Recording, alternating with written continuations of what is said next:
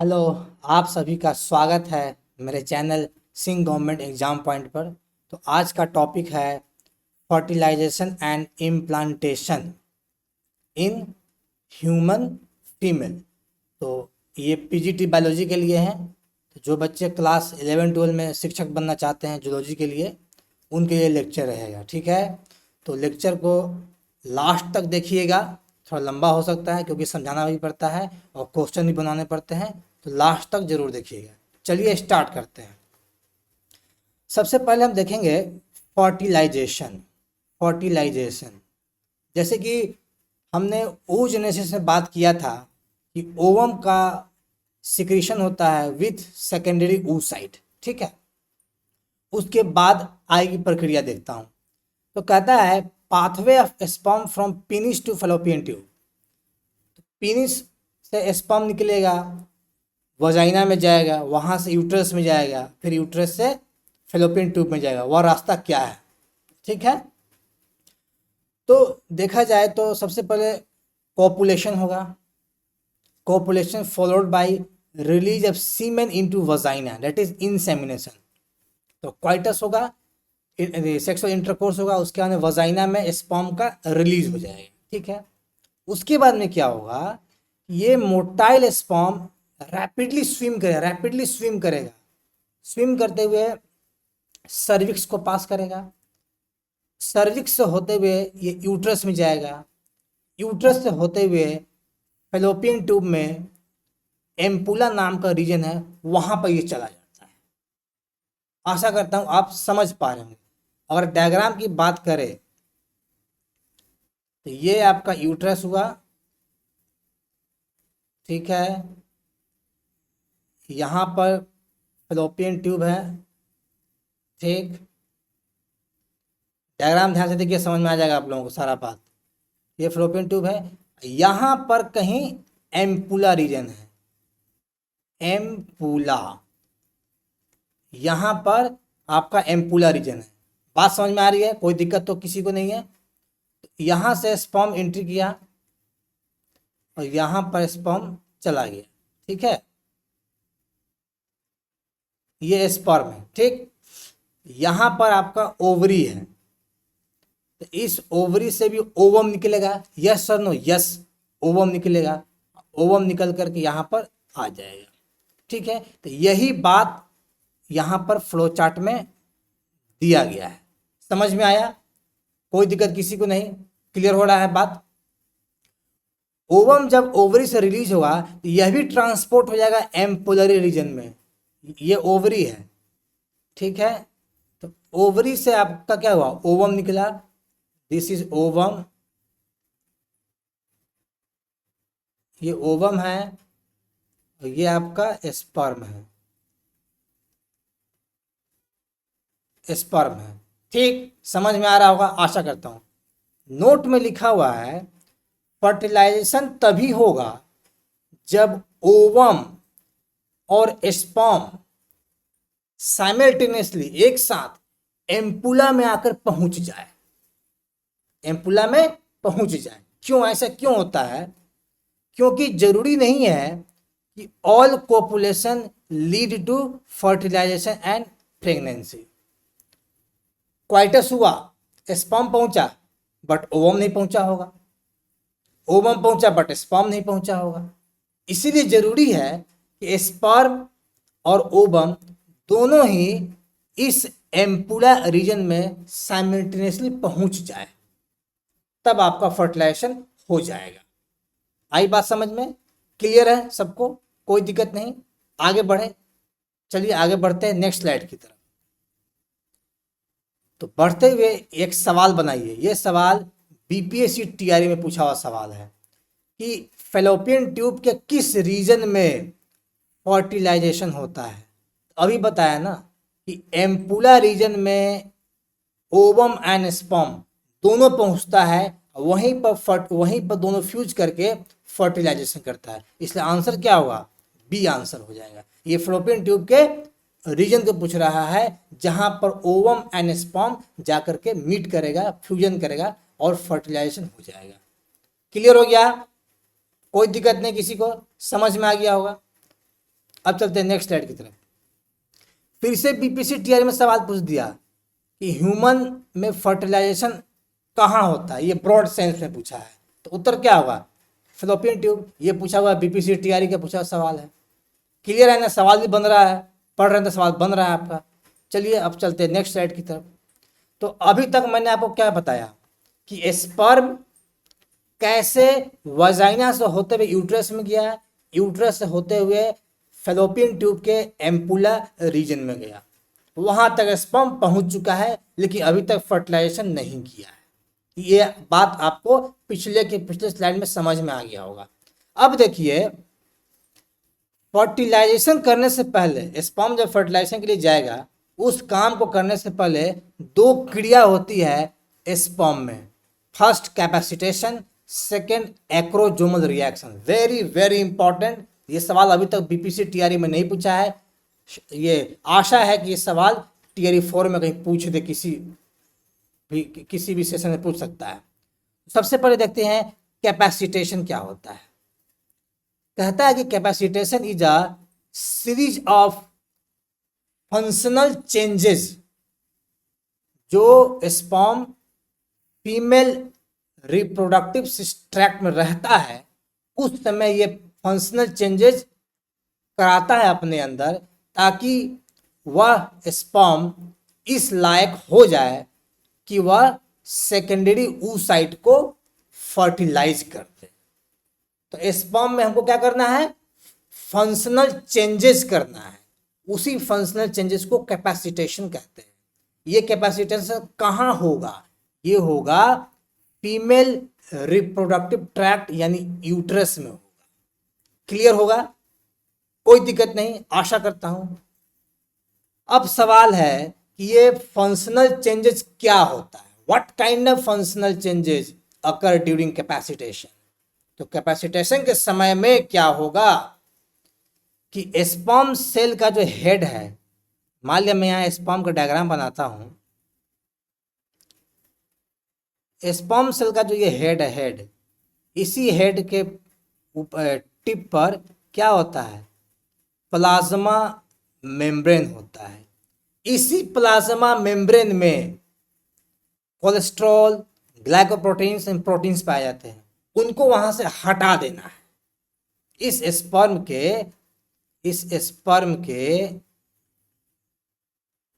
Sperm का जो head है, यहाँ हेड रीजन है, हेड के पास क्या है, प्लाज्मा मेम्ब्रेन है। उस प्लाज्मा मेम्ब्रेन से कोलेस्ट्रॉल, ग्लाइकोप्रोटीन्स एंड प्रोटीन्स को रिमूव कर देना है। That is functional changes in sperm. इसको रिमूव आप अगर नहीं करेंगे तो आपका स्पर्म एबल नहीं होगा, एक्टिव नहीं होगा, मोटाइल नहीं हो पाएगा कि वह जाकर के फर्टिलाइज कर दे। आई समझ में बात, कोई दिक्कत तो नहीं है। अभी फंक्शनल चेंजेस तो हुआ, बट इस फंक्शनल चेंजेस को कौन करवाता है, who induces this functional changes. तो इस चेंजेस को कराता है secretions in female reproductive tract. महिला के यूट्रस में कुछ फ्लूइड रहता है, सिक्रीशंस रहता है, वही इस चेंजेस को कराता है। दैट इज कॉल्ड कैपेसिटेशन, जो फंक्शनल चेंजेस करके स्पर्म को एक्टिव बनाता है, मोटाइल बनाता है, ताकि वह जाकर के ओवम को फर्टिलाइज कर सके। अगर कैपेसिटेशन नहीं होगा तो फर्टिलाइजेशन नहीं हो पाएगा। क्लियर हो गया, आशा करता हूं। अब कैपेसिटेशन हो चुका है, स्पर्म एक्टिव है, तो अगला रिएक्शन होगा एक्रोजोमल रिएक्शन। ध्यान से सुनिए क्या होगा। एक्रोजोमल रिएक्शन में क्या होगा कि जोना पेलुसिडा एक ग्लाइकोप्रोटीन का लेयर होता है। मैं यहाँ एक डायग्राम बनाता हूँ। ये मान लीजिए सेकेंडरी oocyte है ओवम का, ठीक है। अभी मैं इसके आगे ब्लैक कलर से दिखाता हूँ जोना पेलुसिडा।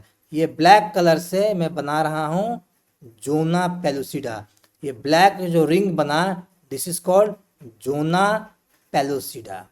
जब ये जोना पेलुसिडा स्पर्म हेड के स्पेसिफिक मेम्ब्रेन प्रोटीन से जब ये अटैच होगा, यहाँ पर स्पर्म है, क्या है, यहाँ स्पर्म है, तो ये जेबी इस स्पर्म से जाके अटैच होगा। जैसे ही अटैच हुआ, जैसे ये जोना पेलुसिडा ये स्पर्म के प्लाज्मा मेम्ब्रेन प्रोटीन से अटैच हुआ, वैसे ही इस स्पर्म में, ये स्पर्म है, इस स्पर्म में ये ओवम है, इस स्पर्म में एक्रोजोमल रिएक्शन शुरू हो जाएगा। क्या रिएक्शन होगा? रिएक्शन ये होगा कि एक्रोजोम क्या होता है, इस स्पर्म के टिप पर एक कैप लाइक स्ट्रक्चर होगा जिसको कहते हैं एक्रोजोम। इसी एक्रोजोम का कंटेंट, इसके अंदर कंटेंट होगा, कुछ एंजाइम होता है, वह बाहर निकल जाएगा, उसी को बोलते हैं एक्रोजोमल रिएक्शन। ये बाहर निकलेगा, जो कंटेंट होता है उसमें मेनली हायालुरोनिडेज और प्रोटीएज नामक एंजाइम होता है। ये एक्रोजोम से बाहर निकलेगा, अब बाहर निकल करके जोना पेलुसिडा को डाइजेस्ट करने के बाद में ये ओवम के सेकेंडरी oocyte को पेनिट्रेट कर देगा। इसी को बोलते हैं एक्रोजोमल रिएक्शन। एक पॉइंट कॉपी में लिख लीजिए, जोना पेलुसिडा में बहुत सारे ग्लाइकोप्रोटीन्स पाए जाते हैं। इसमें एक ग्लाइकोप्रोटीन होता है JP3। यही JP3 स्पर्म से जाके अटैच करता है। ये सवाल अगर डीप में गया बीपीएससी तो ये सवाल पूछ सकता है कि जोना पेलुसिडा में कौन सा ग्लाइकोप्रोटीन स्पर्म से अटैच होता है, वह होता है JP3। समझ में आ गया? क्लियर है? तो कैपेसिटेशन हो गया, एक्रोजोम रिएक्शन हो गया, स्पर्म इज फुल्ली एक्टिव। अब चलते हैं नेक्स्ट स्लाइड में। रुकिए, लाल कलर ले लेते हैं।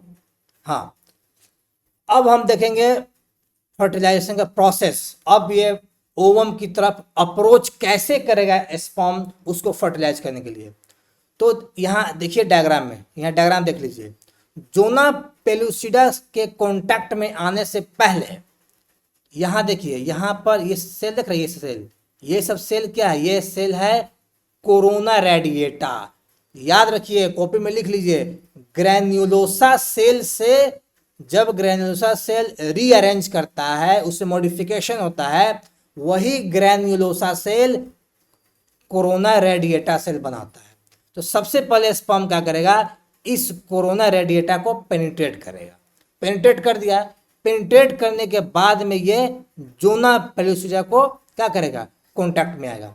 और अभी बताया था कि जैसे ही जोना पेलुसिडा के कॉन्टैक्ट में आया, एक्रोजोमल रिएक्शन होगा, एंजाइम निकलेंगे, जोना पेलुसिडा को डाइजेस्ट करेंगे।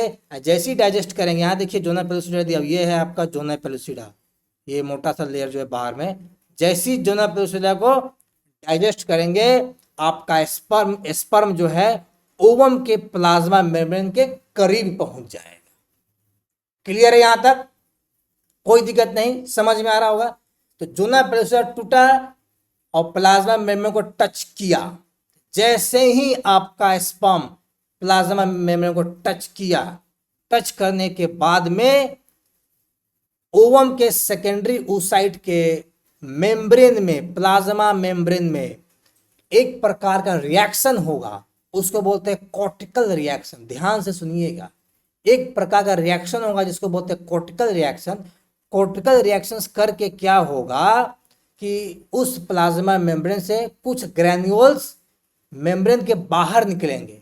अब बाहर निकलने के बाद वह ग्रैन्यूल्स जोना पेलुसिडा को और हार्ड बना देंगे, ताकि एक स्पर्म तो अंदर आ चुका है, अब अगला स्पर्म, एडिशनल स्पर्म अब और जोना पेलुसिडा को पेनिट्रेट नहीं कर पाए। इसीलिए जोना पेलुसिडा को हार्डन किया जाता है, ताकि एडिशनल स्पर्म को हम ब्लॉक कर दे, जिस कारण से एक ही स्पर्म हमारे सेकेंडरी oocyte को पेनिट्रेट कर पाए, ताकि पॉलीस्पर्मी का केस ना बने, more than one sperm fertilize ना करे, सिंगल स्पर्म ही फर्टिलाइज करे। इसी को बोलते हैं कॉर्टिकल रिएक्शन, कि जब स्पर्म ओवम के सेकेंडरी oocyte के प्लाज्मा मेम्ब्रेन को टच किया तो प्लाज्मा मेम्ब्रेन में कॉर्टिकल रिएक्शन हुआ, प्लाज्मा मेम्ब्रेन से कुछ ग्रैन्युल्स बाहर निकले और प्लाज्मा मेम्ब्रेन के चारों तरफ जो जोना पेलुसिडा है, उस जोना पेलुसिडा को और हार्ड बना दिए। जैसे ही जोना पेलुसिडा हार्ड बना, एडिशनल स्पर्म की एंट्री बंद हो गई, सिर्फ एक ही स्पर्म इंटर कर पाया, पॉलीस्पर्मी स्टॉप हो गया। समझ में आ गया? कोई दिक्कत नहीं किसी को, आशा करता हूं। अब क्या होगा, जैसे ही आपका स्पर्म सेकेंडरी oocyte के प्लाज्मा मेम्ब्रेन को फ्यूज करते अंदर चला गया, वैसे ही आपका सेकेंडरी oocyte ओवम का सेकेंड मायोटिक डिवीजन कंप्लीट कर लेगा, क्योंकि अभी तक ये सेकेंड मायोटिक डिवीजन में फंसा था। जैसे ही सेकेंड मायोटिक डिवीजन कंप्लीट किया, करने के बाद में वह सेकेंडरी oocyte डिवीजन करके एक दूसरा पोलर बॉडी बनाएगा और एक हैप्लॉइड ओवम, जिसको ऊटिड कहते हैं, ये बना देगा। यहां तक समझ में आ गया होगा, आशा करता हूं। क्लियर है? अब ये हैप्लॉइड ओवम बन गया, तो जैसे ही हैप्लॉइड ओवम बना, अब क्या होगा, उस ओवम का हैप्लॉइड न्यूक्लियस और स्पर्म का हैप्लॉइड न्यूक्लियस आपस में फ्यूज करेगा, और फ्यूज करने के बाद में क्या होगा, दोनों का हैप्लॉइड बन करके डिप्लॉइड जाइगोट बन के तैयार हो गया। Your fertilization is completed. आशा करता हूं ये स्लाइड पूरा समझे होंगे, और खास करके कॉर्टिकल रिएक्शन जरूर समझे होंगे। क्लियर हुआ? समझ में आई बात? चलिए आगे बढ़ते हैं और ये सवाल को बनाते हैं। ये सवाल पूछा है बीपीसी टीआरई में कि स्पर्म का fusion, sperm and oocyte membrane और स्पर्म का फ्यूजन से क्या होता है? किन सिलेक्शन नहीं होगा, एक्रोजोम रिएक्शन नहीं होगा, क्योंकि एक्रोजोम रिएक्शन स्पर्म और जोना पेलुसिडा के फ्यूजन से होता है। तो क्या होगा, कॉर्टिकल रिएक्शन होगा। जब स्पर्म oocyte के मेम्ब्रेन, प्लाज्मा मेम्ब्रेन से जाके फ्यूज करेगा तो कॉर्टिकल रिएक्शन होता है। सवाल पूछा गया था, हो सकता है कि बीपीसी टीआरई 4 में एक्रोजोम रिएक्शन पूछ दे, कैपेसिटेशन पूछ दे। ठीक है, समझ में आ गया? सवाल बन रही है, हमारे साथ बने रहिए और आगे बढ़ते रहिए। चलिए नेक्स्ट स्लाइड की तरफ। अब हम बात करेंगे ह्यूमन में सेक्स डिटरमिनेशन कैसे करेंगे। स्पर्म का हैप्लॉइड न्यूक्लियस, ओवम का हैप्लॉइड न्यूक्लियस फ्यूज किया, तो अब क्रोमोसोम भी तो बाइंड करेगा। तो जब बाइंड करेगा तो वहीं पर तो आपका सेक्स डिटरमिनेशन होगा, जो बच्चा बनेगा वह फीमेल है कि मेल है। तो देखिए यहाँ पर फादर का क्रोमोसोम क्या होगा, फादर का सेक्स क्रोमोसोम XY होता है, मदर का सेक्स क्रोमोसोम XX होगा। तो जब स्पर्म बनता है फादर में, तो स्पर्म दो टाइप के बने हैं। कैसे? तो एक स्पर्म में X क्रोमोसोम चला जाएगा, दूसरे स्पर्म में Y क्रोमोसोम चला जाएगा। ये प्रोबेबिलिटी है। तो दो टाइप का स्पर्म बन गया। ठीक उसी प्रकार यहाँ आइए, मदर में, जैसी मदर में ओवम बना, तो एक ओवम में X क्रोमोसोम, फिर दूसरे आपके ओवम में X क्रोमोसोम, दोनों आइडेंटिकल हो गया। समझ में आ रहा है? आशा करता हूं। अब इसको और इसको फ्यूज कराएंगे, आपस में क्रॉस कराएंगे, फ्यूज कराएंगे। ये है पन्नेट स्क्वायर। अब देखिए हमने क्या किया, हॉरिजॉन्टल में X ओवम, यहाँ भी X ओवम डाल दिया, वर्टिकल पोजीशन में X chromosome with sperm, Y chromosome with sperm डाल दिया। ठीक है, अब देखते हैं क्या क्या प्रोबेबिलिटी बनता है क्रॉसिंग का। ये X इससे फ्यूज किया तो XX नाम का एक जाइगोट बना दिया। ये X इस X से फ्यूज करेगा तो यहाँ फिर से XX नाम का एक जाइगोट बना। ये Y इस X से फ्यूज करेगा तो XY जाइगोट बना देगा। ये Y इस X से फ्यूज करेगा तो XY जाइगोट बना देगा। अब ध्यान से देखिए, पॉसिबल सेक्स क्रोमोसोम अब जाइगोट क्या बना, एक जाइगोट XX के साथ यहाँ बना, एक जाइगोट XX के साथ यहाँ बना, और एक जाइगोट XY के साथ यहाँ बना, एक जाइगोट XY के साथ यहाँ बना। तो टोटल कितना बना, टोटल 2XX वाला जाइगोट और 2XY वाला जाइगोट बना। तो अगर दो को कंप्लीट काट दे तो रेशियो क्या हो जाएगा, 1:1 रेशियो हो गया। यानी 50% अगर फीमेल बनने का चांस है तो 50% मेल बनने का भी चांस है। समझ में आया? कोई दिक्कत किसी को नहीं? क्लियर हो रहा है सबको? ठीक है, चलिए अब आगे बढ़ते हैं। अब हम बात करेंगे क्लीवेज की बात करेंगे। जाइगोट तो बन गया, अब जाइगोट में क्लीवेज होता है, उसमें रैपिड माइटोटिक डिवीजन होता है। तो क्लीवेज क्या है कि जैसे ही जाइगोट बना फ्लोपियन ट्यूब में, उसमें माइटोटिक डिवीजन स्टार्ट हो जाएगा और ये डिवीजन यूट्रस में जाते जाते तक ये डिवीजन चलता रहेगा। मतलब फेलोपियन ट्यूब से स्टार्ट हुआ आपका डिवीजन और यूट्रस तक डिवीजन चलेगा। अब आइए फिगर में दिखाता हूँ कैसे क्या बनता है। ये आपका ओवम है, फर्टिलाइज किया तो जाइगोट बना। अब देखिए ये एक सेल था, एक से बना दो सेल, दो से बना चार सेल, चार से बना आठ सेल, आठ से बना ई क्या बना ये एफ, आठ से बना 16 सेल। तो ये जो 2, 4, 8 और 16 डॉटर सेल जो बना, इसी को कहते हैं ब्लास्टोमियर कहते हैं। ब्लास्टोमियर क्यों? क्योंकि 2, 4, 8 और 16 डॉटर सेल काफी तेजी से बन रहा है, इसलिए इनको ब्लास्टोमियर नाम दे दिया गया। समझ में आया? कोई दिक्कत किसी को नहीं? क्लियर हो रहा है आशा करता हूं। अब ये जो एम्ब्रॉय बना 2 सेल, 4 सेल, 8 सेल और 16 सेल का, तो इसमें जो एम्ब्रॉय होता है 8 से लेके 16 सेल वाला एम्ब्रॉय, उसको बोलते हैं मोरूला कहते हैं। मोरूला, मोरूला को आइए डायग्राम में देखिए दाहिने साइड में जो ई डायग्राम दिया हुआ ई, मोरूला यही होता है। मोरूला 8 सेल स्टेज का होता है, मोरूला कहते हैं। क्वेश्चन में आ सकता है 8 cell stage is known as which type of, मतलब किस प्रकार का सेल कहते हैं 8 सेल स्टेज को? तो क्या कहेंगे? ऑप्शन दे देगा जाइगोट, मोरूला, ब्लास्टुला, तो उसको बोलना है मोरूला। समझ में आया? कोई दिक्कत नहीं? क्लियर हो रहा है? ये सब फेलोपियन ट्यूब में चला। अब आते हैं यूटेराइन ट्रैक्ट की बात करते हैं। तो यूटेराइन ट्रैक्ट तक मोरूला बना।